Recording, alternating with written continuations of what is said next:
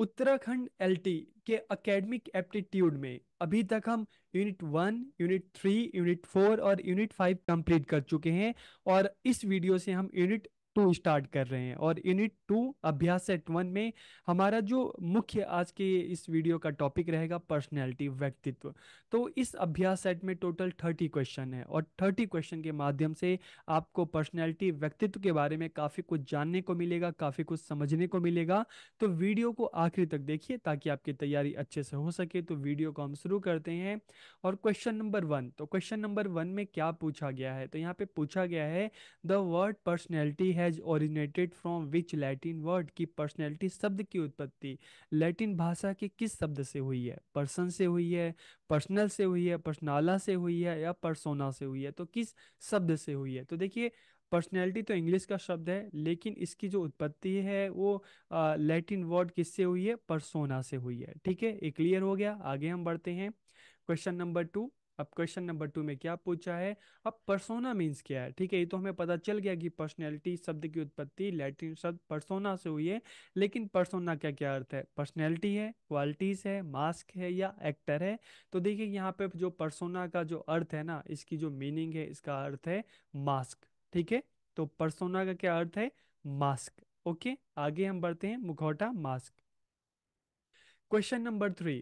अब question number 3 में क्या पूछा है? तो यहाँ पर पूछा है कि व्यक्तित्व व्यक्ति के भीतर उन मनोशारीरिक व्यवस्थाओं का गत्यात्मक संगठन है जो पर्यावरण में उसके अद्वितीय समायोजन को निर्धारित करता है। ठीक है, personality is the dynamic organisation within the individual of those psychophysical system that determine his unique adjustment to his environment. तो यहाँ पर एक आप कह सकते हो कि एक परिभाषा दी है और पूछा है कि ये परिभाषा किसने दी है। तो किसने ये परिभाषा दी है? अल्पॉर्ट ने दी है, स्टीफन पी रॉबिन्स ने दी है, कार्ल जंग ने दी है, या रेमंड कैटल ने दी है? किसने ये परिभाषा दी है?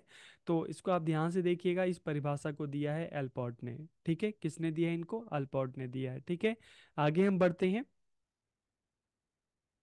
Question number 4। अब क्वेश्चन नंबर 4 में अब दूसरी जो परिभाषा है कि व्यक्तित्व उन तरीकों का कुल योग है जिसमें एक व्यक्ति प्रतिक्रिया करता है और दूसरे के साथ बातचीत करता है। Personality is the sum of total of ways in which an individual reacts and interact with others. तो ये परिभाषा किसने दी है पर्सनैलिटी की, व्यक्तित्व की? स्टीफन पी रॉबिन्स ने दी है, कार्ल जंग ने दी है, रेमंड कैटल ने दी है, या जूलियन पॉटर ने दी है? किसने परिभाषा दी है? तो यहाँ पर राइट आंसर है, ये परिभाषा दी है स्टीफन पी रॉबिन्स ने दी है। ठीक है, आगे हम बढ़ते हैं क्वेश्चन नंबर 5 की तरफ। तो क्वेश्चन नंबर 5 में क्या पूछा है? तो यहाँ पर पूछा गया है कि इस सिद्धांत का उद्देश्य मानव व्यक्तित्व को समझने के लिए एक रूपरेखा प्रदान करना है। The purpose of this theory is to provide a framework for understanding human personality. तो इनमें से किस सिद्धांत के द्वारा हम ह्यूमन पर्सनैलिटी को अच्छे से जान सकते हैं? तो देखिए, यहाँ पर हिंट तो आपको मिल ही चुका है। जब ह्यूमन पर्सनैलिटी को जानने की बात की जा रही है तो यहाँ पर राइट आंसर क्या होगा? Personality theory. ठीक है, आगे हम बढ़ते हैं क्वेश्चन नंबर 6। तो क्वेश्चन नंबर 6 में क्या पूछा है कि किसने Eid, ego and super ego के अपने प्रस्ताव के साथ मनोविश्लेषणात्मक व्यक्तित्व सिद्धांत की नींव रखी? Who laid the foundation of psychoanalytic personality theory with his proposal of id, ego and super ego? तो देखिए, यहाँ पे 3 शब्द हैं, ईद है, ईगो है और सुपर ईगो है। तो कई बार अगर एग्जाम में आ जाए, मान लो एक क्वेश्चन ना आए, ठीक है, लेकिन अगर आपको पता है कि ईद, ईगो, सुपर ईगो किसने दिया है, ठीक है, किसने दिया है, अभी हम जानेंगे। और इनका मतलब क्या है, तो उसको भी हम अभी बात करेंगे। तो सबसे पहले हम देखते हैं कि सिद्धांत किसने दिया। जो साइकोएनालिटिकल पर्सनैलिटी थ्योरी है जिसमें ईद, ईगो और सुपर ईगो की बात की गई है, ये किसने दिया? अब्राहम मैस्लो ने दिया, सिगमंड फ्राइड ने दिया, कार्ल रोजर ने दिया, या अल्बर्ट बैंडूरा ने दिया? किसने दिया? तो यहाँ पर राइट आंसर क्या होगा? सिगमंड फ्राइड ने इस सिद्धांत को दिया। कौन सा सिद्धांत है? साइकोएनालिटिक पर्सनैलिटी थ्योरी, या हिंदी में हम इसको कहेंगे मनोविश्लेषणात्मक व्यक्तित्व सिद्धांत। तो इसमें इन्होंने 3 चीजों की बात की, ईद की बात की, ईगो की बात की, सुपर ईगो की बात की। तो इन्होंने वो बताया कि हर इंसान में ये 3 चीजें, ये जो 3 गुण है, जो क्वालिटी है, ये होती है। ठीक है, ईद, ईगो और सुपर ईगो। तो ईद अगर हम मान ले तो ईद का मतलब है कि ह्यूमन का जो आप कह सकते हो ना कि जिसमें हम सिर्फ सिर्फ अपने बारे में सोचते हैं। ठीक है। कभी किसी छोटे बच्चे को देखो और उसको क्या, अगर उसको भूख लगेगी या उसके आसपास कोई चीज उसको चाहिए, अगर आप उसको नहीं दोगे तो वो रोने लगेगा, गुस्सा हो जाएगा, चिड़चिड़ा हो जाएगा। तो हमारी व्यक्तित्व का वो साइड जिसमें हम कोई चीज पाना चाहते हैं तो उसी टाइम पाना चाहते हैं, अगर वो हमें ना मिले तो हम बहुत परेशान हो जाते हैं, गुस्सा हो जाते हैं और गुस्से में हम कुछ गलत भी कर सकते हैं। ठीक है। तो हमारी पर्सनैलिटी का जो ए साइड है इसको ईद कहते हैं। ठीक है। और इसका opposite super ego. Super ego क्या होता है कि मतलब आप एक तरह से आप समझ सकते हैं कि जो संत महात्मा वाला जो एक व्यक्तित्व होता है ना, बिल्कुल हाई मोरल वैल्यूज, सत्यम शिवम सुंदरम जो वैल्यूज होते हैं उसको अपनाने वाला। तो बिल्कुल ईद का बिल्कुल उल्टा सुपर ईगो। और ईगो की बात करें तो दोनों का मिक्सअप, बैलेंस पर्सनैलिटी की। ठीक है। आपको अगर मान लो आपको अगर कोई चीज़ चाहिए, उस टाइम आपको नहीं मिलता तो ठीक है, बाद में अगर वो किसी की चीज़ है, आपको मान लो आपको पैसे चाहिए, ठीक है, उस टाइम आपके पास उस टाइम आपके घर पे कोई नहीं है तो आप सोचोगे कि नहीं ठीक है, मम्मी पापा आएंगे तो मैं उनसे पैसे ले लूंगी। तो ईगो क्या है, एक बैलेंस यहाँ पे हम बात करते हैं। लेकिन ईद, आपको पैसे चाहिए, घर पे कोई नहीं है, आपने जाके चुरा लिया। ठीक है। और सुपर ईगो तो बिल्कुल आप कह सकते हो कि हायर मोरल वैल्यूज की, कोई बात नहीं, पैसे चाहिए तो मैं अपना खुद कमाऊंगा, खुद करूंगा। ठीक है। तो इसमें इस तरह की कोई नीड नहीं होती। तो इस तरह से तीन मतलब कैरेक्टरिस्टिक्स इन्होंने बताए। ठीक है। अब इस तरह से कोई भी क्वेश्चन आ जाए ना, अगर आपको ईद, ईगो, सुपर ईगो का पता होगा तो आप उसको आराम से लिख लेंगे। ठीक है। तो इसको किसने दिया, सिगमंड फ्रायड ने दिया। आगे हम बढ़ते हैं क्वेश्चन नंबर 6। अब क्वेश्चन नंबर 6 में क्या पूछा है कि फ्रायड ने अपने मनोविश्लेषणात्मक व्यक्तित्व सिद्धांत में मानव मन के कितने भागों को मानव व्यक्तित्व के आधार के रूप में देखा। तो देखिए अभी हमने कितने भागों की बात की, तीन की बात की, ईद, ईगो, सुपर ईगो। तो यहाँ पर क्या राइट आंसर आ गया, तीन। ठीक है। आगे हम बढ़ते हैं क्वेश्चन नंबर 8। अब क्वेश्चन नंबर 8 में क्या पूछा है कि मांगों को जन्म देता है तथा भोजन, सेक्स की इच्छा जैसी हमारी सबसे पाश्विक इच्छाओं, पाश्विक मतलब पशुओं वाली जो इच्छाओं को प्रदर्शित करता है। जैसे जानवरों में हम देखते हैं ना कि तुरंत उनमें किसी तरह का जो पेशेंस वाली चीज होती है, तो जंगली जानवर जैसे हम कहते हैं ना, नहीं चीजें होती। तो इस तरह से अगर मान लो आपको पैसे की नीड है तो आपको तुरंत पैसे चाहिए, अगर कोई ना दे रहा हो तो आप किसी का चोरी कर लो, लूट लो।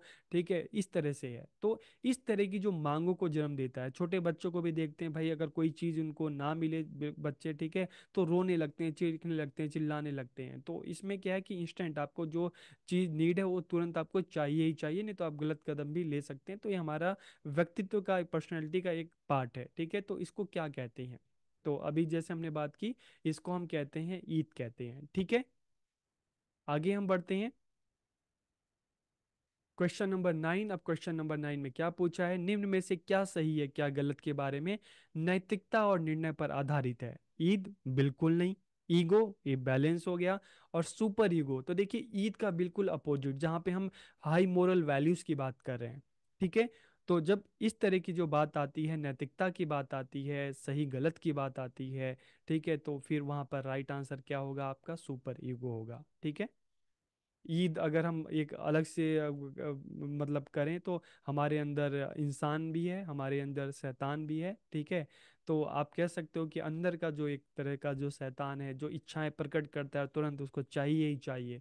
ठीक है, गलत काम करना पड़े करे तो ईद। और अंदर का जो हमारे एक अच्छा इंसान है, ठीक है, वो सुपर ईगो। और जो एक बैलेंस है, ठीक है, कि नहीं चलो जो नियम है, जो कानून है, उसी के हिसाब से हमें चलना है, तो फिर ईगो। ठीक है। आगे हम बढ़ते हैं क्वेश्चन नंबर 10। और 10 में क्या पूछा है, ट्रेट मीन्स क्या होता है, शील गुण का क्या अर्थ है। जब इस तरह की हम ट्रेट थ्योरी की बात करें तो शील गुण का अर्थ क्या है, कैरेक्टरिस्टिक्स है, ट्रीटमेंट है, ट्रांसमिशन है, या इनमें से कोई नहीं। तो देखिए ट्रेट का मतलब होता है कैरेक्टरिस्टिक्स, विशेषताएं। ठीक है।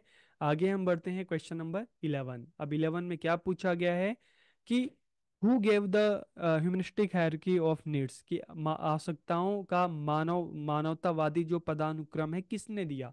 तो देखिए जब ह्यूमनिस्टिक हायरार्की इस तरह का जो आता है ना, मानवतावादी पदानुक्रम, तो किसने दिया। तो अक्सर हम अब्राहम मैस्लो का जो हम पढ़ते हैं ना, इनकी जो हायरार्की पढ़ते हैं, सबसे पहले अपनी फिजियोलॉजिकल नीड होती है, ठीक है, उसके बाद सेफ्टी नीड होती है, सुरक्षा संबंधी, फिर प्यार और सिंपैथी वाला होता है, फिर हम सेल्फ स्टीम की बात करते हैं, और लास्ट में सेल्फ एक्चुअलाइजेशन।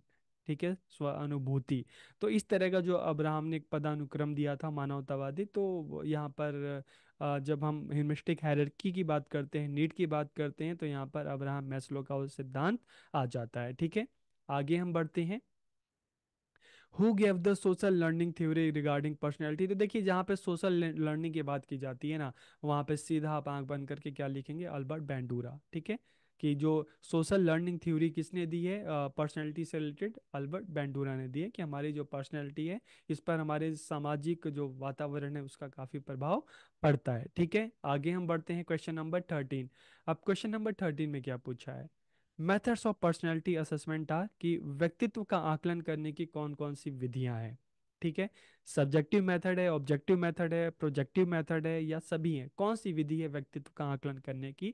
तो देखिए व्यक्तित्व का आकलन करने की जो विधियां हैं ना, सब्जेक्टिव भी है, ऑब्जेक्टिव भी है और प्रोजेक्टिव भी है। इसमें काफ़ी सारे मेथड हैं, लेकिन बेसिकली जो तीन मेथड हैं जिससे व्यक्तित्व का आकलन किया जा सकता है, तो इसलिए राइट आंसर क्या होगा, सभी, सब्जेक्टिव भी होगा, ऑब्जेक्टिव भी होगा और प्रोजेक्टिव भी होगा। ठीक है, अब हम इनको थोड़ा सा इनको भी जान लेते हैं कुछ क्वेश्चन के माध्यम से, कि व्यक्तित्व की ये विधि मतलब ये विधियां इस बात पर आधारित हैं कि व्यक्ति स्वयं अपने लक्षणों, दृष्टिकोणों, व्यक्तिगत अनुभवों, लक्ष्यों, आवश्यकताओं और रुचियों के बारे में क्या कहता है।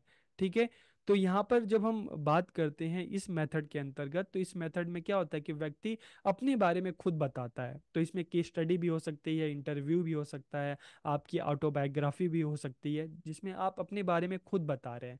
तो इस तरह का जो मेथड होता है जिसमें सामने वाला खुद अपने बारे में बताता है, तो व्यक्तित्व का आकलन करने की इस मेथड को क्या कहते हैं, इस जो तकनीक है, ठीक है, इसको हम क्या कहेंगे, तो इसको हम कहेंगे सब्जेक्टिव। सब्जेक्टिव इसलिए जब सब्जेक्ट जो है, सब्जेक्ट मतलब पर्सन अपने बारे में खुद बताए। ठीक है, आप अपने बारे में खुद बता रहे हैं। ठीक है, तो इस तरह का जो मेथड होगा सब्जेक्टिव होगा, जिसमें केस स्टडी है, इंटरव्यू है, ठीक है, ऑटोबायोग्राफी है, ये सारी चीजें इसमें आ जाती हैं। ठीक है, ये आपको पता चल गया कि सब्जेक्टिव मेथड क्या है पर्सनैलिटी का।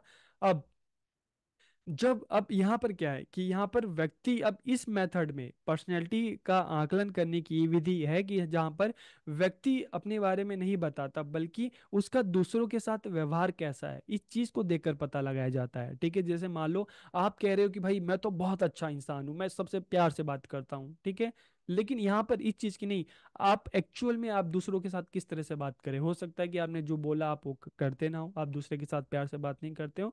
तो यहाँ पर इस चीज का के थ्रू किसी इंसान के व्यक्तित्व के बारे में पता लगाया जाता है कि उसका दूसरों के साथ व्यवहार कैसा है, अपने दोस्तों के साथ कैसा व्यवहार करता है, टीचर के साथ कैसा करता है, समाज के लोगों के साथ कैसा करता है। तो इस बेस पर उसकी पर्सनैलिटी का आकलन किया जाता है। तो इस तरह के मेथड को हम क्या कहते हैं, इस तरह के मेथड को कहते हैं ऑब्जेक्टिव मेथड। ठीक है, कि व्यक्तित्व की ये विधियां व्यक्ति के स्वयं के बारे में दिए गए बयानों पर निर्भर नहीं करती, ठीक है, बल्कि दूसरों के सामने प्रकट किए गए उनके स्पष्ट व्यवहार पर निर्भर करती है कि आप एक्चुअल में दूसरों के सामने कैसे हो। ठीक है, आगे हम बढ़ते हैं क्वेश्चन नंबर 16। अब 16 में क्या पूछा है कि व्यक्तित्व आकलन की इन विधियों के अंतर्गत व्यक्ति से कल्पनाशील तरीके से व्यवहार करने का अनुरोध किया जाता है, जैसे कहानी बनाकर स्याही धब्बे की व्याख्या करना, या प्लास्टिक सामग्री से कुछ वस्तुओं का निर्माण करना और जो आप चाहते हैं आप उसको बनाओ। तो देखिए ये तीसरा जो मेथड है ना, यहाँ पर दोनों से अलग है। पहले में तो इंसान से कहा गया कि व्यक्ति से कहा गया कि बच्चे से कहा गया तुम अपने बारे में बताओ, दूसरे में उसको ऑब्जर्व किया गया, ठीक है, कि उसका एक्चुअल में दूसरों के साथ कैसा व्यवहार है, बाकियों से भी बात की गई। ठीक है, अब तीसरे में पहला दूसरा नहीं, अब यहाँ पर क्या है कि जो बच्चा है, जो इंसान है, उसको कोई भी सिचुएशन दी जा रही है, ठीक है, कोई भी टॉपिक दिया जा रहा है, इसके बारे में आप क्या कल्पना करते हो, आप क्या सोचते हो, आप बताओ। ठीक है, तो इसमें उसकी इमेजिनेशन क्या है, उसकी सोच क्या है, उसकी समझ क्या है, उसका पता लगाया जाता है। तो इस तरह की जो विधि है इसको हम क्या कहते हैं, प्रोजेक्टिव मेथड कहते हैं, प्रक्षेपी विधियां इसको हम कहते हैं। तो ये तीन विधियां आप याद रखना। ठीक है, आगे हम बढ़ते हैं। अब क्वेश्चन नंबर 17 में क्या पूछा गया है, तो 17 में पूछा गया है कि यह दृष्टिकोण व्यक्तियों के मनोवैज्ञानिक वर्गीकरण को संदर्भित करता है। This approach refer to the psychological classification of individual. ठीक है, तो कौन सा ये अप्रोच है, टाइप अप्रोच है, ट्रेट अप्रोच है, सोशियोलॉजिकल अप्रोच है और सोशल अप्रोच है। तो देखिए नीचे के तो दो होंगे नहीं, आप टाइप और ट्रेट की बात करें तो ट्रेट में व्यक्ति के गुणों की बात की जाती है, ठीक है, वर्गीकरण की बात नहीं की जाती, इसलिए यहाँ पर राइट आंसर क्या है, टाइप। टाइप मतलब अलग अलग टाइप, वर्गीकरण, ठीक है, थोड़ा सा आप यहाँ से भी आपको हिंट मिल जाता है, वर्गीकरण का संबंध कहीं ना कहीं टाइप से है, ठीक है। आगे हम बढ़ते हैं। अब यहाँ पर क्या पूछा है, हिपोक्रेट्स और इसके बाद क्रेसमर, शेल्डन और यूंग, इन विचारकों का संबंध किस थ्योरी से है, किस पर्सनैलिटी थ्योरी से है, टाइप से है, ट्रेड से है, सोशोलॉजिकल है या सोशल अप्रोच है, तो किससे है, तो इन चारों का संबंध किससे है, ए से, बी से, सी से या डी से, तो यहाँ पर राइट आंसर क्या होगा, ए, टाइप अप्रोच से इनका संबंध है, ठीक है। टाइप अप्रोच, हिपोक्रेट्स इनसे संबंधित हैं, क्रेसमर है, शेल्डन है और यूंग है, ठीक है। आगे हम बढ़ते हैं। क्वेश्चन नंबर 19 में क्या पूछा है कि किसने लोगों को दो व्यापक प्रकारों बहिर्मुखी और अंतर्मुखी में विभाजित किया, ठीक है, एक्सट्रोवर्ट और introvert, who divided people into two broad type, extrovert और इंट्रोवर्ट, किसने किया, हिपोक्रेट्स ने किया, क्रेसेम्बर ने किया, शेल्डन ने किया या युंग ने किया, तो यहाँ पर राइट आंसर क्या होगा, युंग ने किया, ठीक है। तो जैसे हम बार बार इस तरह के क्वेश्चन सी टेट में भी आते हैं, ठीक है, एक्सट्रोवर्ट क्यों कौन होते हैं, इंट्रोवर्ट कौन होते हैं, जो एक्सट्रोवर्ट होते हैं बहिर्मुखी होते हैं, ठीक है, वो बहुत सोशल होते हैं, सामाजिक होते हैं, लोगों में आराम से घुल मिल जाते हैं, और अंतर्मुखी जो होते हैं इंट्रोवर्ट, वो अपने आप में रहना पसंद करते हैं, ठीक है, तो दोनों में ये फर्क होता है। आगे हम बढ़ते हैं, क्वेश्चन नंबर 20। अब 20 में क्या पूछा है, who gave the theory of individual psychology, की व्यक्तिगत मनोविज्ञान का सिद्धांत किसने दिया, तो बताओ किसने दिया, हिपोक्रेट्स ने दिया, क्रेसेमर ने दिया, एडलर ने दिया या शेल्डन ने दिया, किसने दिया, ए बी सी डी, तो यहाँ पर राइट आंसर क्या होगा, एडलर ने दिया, ठीक है, थ्योरी ऑफ इंडिविजुअल साइकोलॉजी, सारा जो संबंध है इसका पर्सनैलिटी से है। आगे हम बढ़ते हैं, क्वेश्चन नंबर 21। तो 21 में क्या पूछा है कि किसने व्यक्तित्व को तीन आयामों में विभाजित किया, यहाँ पे न्यूरोटिज्म आ रहा है, बहिर्मुखता आ रहा है, अंतर्मुखता आ रहा है, ठीक है। मतलब पहला क्या हो गया, न्यूरोटिज्म हो गया, दूसरा क्या हो गया, बहिर्मुखता, अंतर्मुखता, और तीसरा हो गया मनोविकार आयाम। तो किसने जो व्यक्तित्व है उसको तीन आयामों में विभाजित किया, आइजेंक ने किया, क्रेसेम्बर ने किया, एडलर ने किया या सेल्डन ने किया, किसने किया, तो यहाँ पर राइट आंसर क्या आएगा, आइजेंक ने आएगा, ठीक है। तो आइजेंक जहाँ पे भी आया है, न्यूरोटिज्म, बहिर्मुखता, अंतर्मुखता और मनोविकार आयाम, तो ये किसने दिया, ये आइजेंक ने दिया, ठीक है, इसको आप याद रखना। आगे हम बढ़ते हैं, क्वेश्चन नंबर 22। 22 में क्या पूछा है कि Eysenck originally developed highly research factor theory of personality, की आइसेनक ने मूल रूप से विकसित किया जो व्यक्तित्व का एक अत्यधिक शोधित कारक सिद्धांत है, तो इनके जो सिद्धांत है कितने मॉडल पे आधारित है, ठीक है, कितने फैक्टर हैं उसमें, तो देखिए इससे पहले अभी हमने बात की थी ना, हमने तीन फैक्टर की बात की थी ना इससे पहले वाले क्वेश्चन में, आप उसको फिर से देख सकते हैं। तो इन्होंने कितने की बात की, थ्री फैक्टर मॉडल की बात की, ठीक है। आगे हम बढ़ते हैं, क्वेश्चन नंबर 23। अब 23 में क्या पूछा है कि सामान्य व्यक्तित्व के 16 बुनियादी आयामों का प्रस्ताव किसने दिया और उन्हें मापन के लिए प्रश्नावली तैयार की, who proposed the 16 basic dimension of normal personality and divide a questionnaire to measure them, किसने किया, कार्ल जंग ने किया, रेमंड कैटल ने किया, जूलियर पॉटर ने किया या गोल्डन गार्डन आलपोर्ट ने किया, किसने किया, ए बी सी या डी, तो जब बात आती है ना 16 पर्सनैलिटी डायमेंशन की बात आती है ना, तो जब 16 नाम आए तो सीधा आप लिख देना रेमंड कैटल, ठीक है, किसने किया, रेमंड कैटल ने किया, ओके। आगे हम बढ़ते हैं, क्वेश्चन नंबर 24।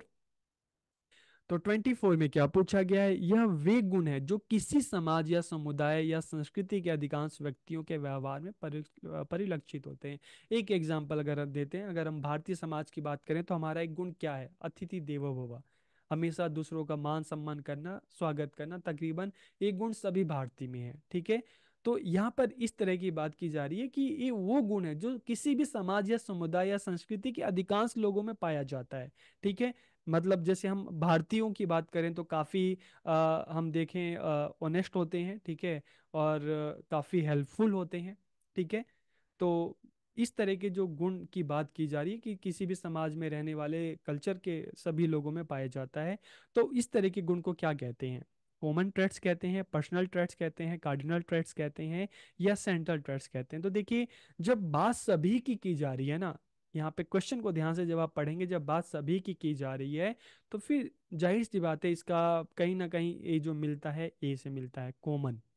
ठीक है, जो लगभग सभी में पाए जाते हैं, तो इस तरह के ट्रेड को हम क्या कहते हैं? Common traits. ठीक है, आगे हम बढ़ते हैं, क्वेश्चन नंबर 25। अब 25 में क्या पूछा है कि यह शील गुण किसी व्यक्ति की विशिष्ट विशेषताओं को संदर्भित करता है। This quality refers to the distinctive characteristics of a person. तो यहाँ पे कॉमन सभी की बात नहीं की जा रही है, यहाँ पर इंडिविजुअल की बात की जा रही है। ठीक है, किसकी बात की जा रही है? इंडिविजुअल की बात की जा रही है।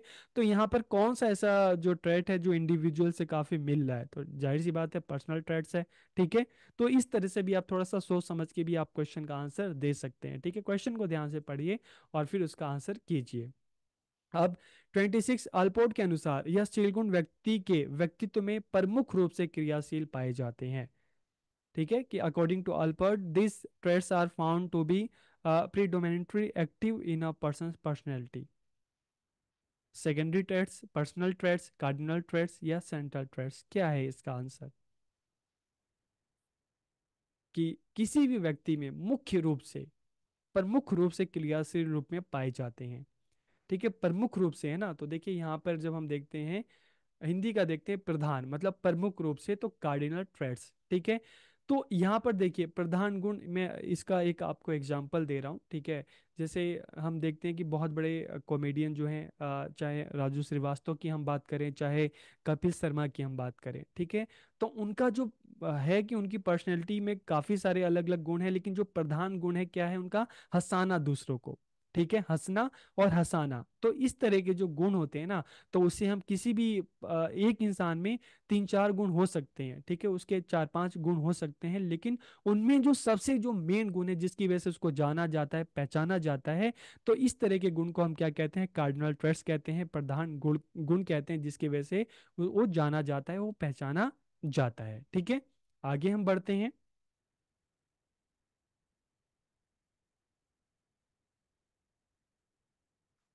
Question number 27। तो 27 में क्या पूछा है? According to Allport this trait describe the personality of a person. की आल्पोर्ट के अनुसार यह शील गुण व्यक्ति के व्यक्तित्व का वर्णन करता है। अब ये पूरे, ये जो गुण है ना, पूरे व्यक्तित्व का वर्णन करता है। कौन सा गुण है? सेकेंडरी ट्रेट है, पर्सनल ट्रेट है, कार्डिनल ट्रेट है, या सेंट्रल ट्रेट है? ठीक है, तो इस तरह के जो ट्रेट है, इसको हम क्या कहेंगे? सेंट्रल ट्रेट हम उसको कहेंगे। ठीक है, जो उसके पूरे व्यक्तित्व का वर्णन करता हो। आगे हम बढ़ते हैं, क्वेश्चन नंबर 28। तो 28 में क्या पूछा है कि which researchers list content 4,000 personality trait. कि किस शोधकर्ता की सूची में 4,000 व्यक्तित्व लक्षण शामिल थे? 4,000 उन्होंने व्यक्तित्व के लक्षण शामिल किए अपने शोध में, बाद में उसको कम कर दिया, लेकिन 4,000 उन्होंने शामिल किए। कौन थे? गार्डन अल्पोर्ट थे, रेमंड कैटल थे, हैंस आइजेनक थे, या मैक्रेके कोस्टा थे? और कोस्टा कौन थे इनमें से? ए है, बी है, सी है, डी है, कौन थे? अल्पोर्ट थे, कैटल थे, हैंस आइजेनक थे, मैक्रे और कोस्टा कौन थे? तो यहाँ पर जो राइट आंसर होगा, राइट आंसर क्या होगा आपका? ए। ठीक है, ऑलपोर्ट ने जो व्यक्तित्व की बात करें, पर्सनालिटी ट्रेट्स की बात करें, तो टोटल 4,000 के आसपास जो लक्षण उन्होंने बताए थे। ठीक है, इससे थोड़ा सा ज्यादा। आगे हम बढ़ते हैं, क्वेश्चन नंबर 29। तो 29 में क्या पूछा है कि सर्वश्रेष्ठ डैश संतुलित व्यक्तित्व का संकेत है? Best dash is sine of balance personality. क्या है? सोशल, सामाजिक, कम्युनिकेशन, संचार, ईगो, या कोई नहीं?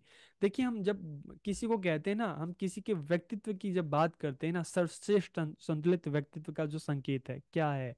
इसका इसका ईगो है, अहंकार है, उसकी सामाजिकता है, या उसका कम्युनिकेशन है, संचार है? तो इनमें से जब हम देखते हैं ना, तो यहाँ पर देखिए राइट आंसर जो होगा क्या होगा? कम्युनिकेशन। किसी भी हम व्यक्तित्व की बात करते हैं ना, तो एक चीज मायने रखता है कि सामने वाला क्या है, उसका कम्युनिकेशन क्या है, किस तरह से बोल रहा है, किस तरह से दूसरों से बात कर रहा है। ठीक है, तो किसी भी हम बात करते हैं, एक संतुलित व्यक्तित्व की बात करते हैं ना, सर्वश्रेष्ठ संतुलित व्यक्तित्व की, तो उसके बोलचाल का तरीका ना, कम्युनिकेशन, बहुत मायने रखता है। ठीक है, शब्द ही हमें मिलाते हैं और शब्द ही एक दूसरे से दूर करते हैं। ठीक है, आगे हम बढ़ते हैं। Question number 30। अब 30 में क्या पूछा है कि माता पिता का अपने बच्चों के व्यक्तित्व पे सबसे ज्यादा प्रभाव कब पड़ता है? तो पहला है नहीं पड़ता, बिल्कुल नहीं पड़ता। दूसरा है कि वीकेस्ट इन अर्ली चाइल्डहुड, कि बचपन में जब बच्चे छोटे होते हैं तो माँ बाप का बच्चों के व्यक्तित्व पे उतना प्रभाव नहीं पड़ता। तीसरा क्या है कि जब बच्चे छोटे होते हैं तो बहुत ज्यादा प्रभाव पड़ता है। और चौथा है कि नहीं, हमेशा जीवन भर एक जैसा रहता है। तो देखिए यहाँ पे थोड़ा सा जब हम सोचे ना, थोड़ा सा गौर करें, तो जब हम चाइल्डहुड की बात करते हैं ना, तो चाइल्डहुड में बच्चे का पहला स्कूल क्या है? उसका घर है। ठीक है। सबसे पहले टीचर कौन है? उसके पेरेंट्स है। तो जाहिर सी बात है कि जब बच्चा छोटा होता है ना, तो उसकी पर्सनैलिटी पे, ठीक है, उसके व्यक्तित्व पे उसके पेरेंट्स का बहुत ज्यादा प्रभाव पड़ता है। ठीक है।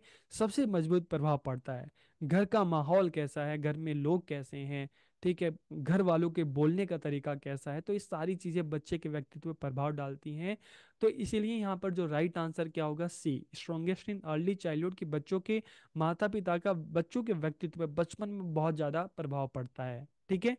ठीक है। तो ये 30 क्वेश्चन थे। और देखिए एक चीज और यहाँ पे देखने वाली चीज है कि कई बार ना इस तरह से क्वेश्चन आ जाते हैं, जैसे हिपोक्रेट्स का जो क्लासिफिकेशन है, हम टाइप थ्योरी की बात कर रहे थे, तो यहाँ पर ना बीच में इस तरह से पूछ लेते हैं, एक कोई भी एक शब्द दे दिया जाता है, ठीक है, चाहे मेलानकोलिक की हम बात करें, संगुइन की बात करें, कॉलरिक की हम बात करें, ठीक है, फ्लेगमेटिक की हम बात करते हैं, ठीक है, तो आशावादी है, उदास है, चिड़चिड़ा है, सुस्त है।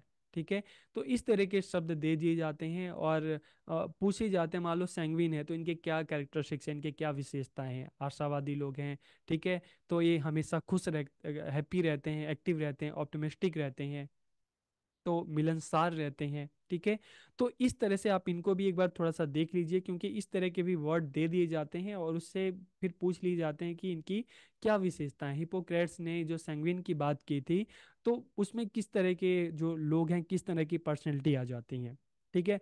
मान लो क्वेश्चन ये भी पूछ सकते हैं कि जो सैड हैं, जो वीक हैं, जो होपलेस लोग हैं, ये किस कैटेगरी में आते हैं? संगविन में आते हैं, मेलानकोलिक में आते हैं, क्लोरिक में आते हैं, या फ्लेगमेटिक में आते हैं? किस में आते हैं? तो जाहिर सी बात है सैड वीक जो है किस में आएंगे?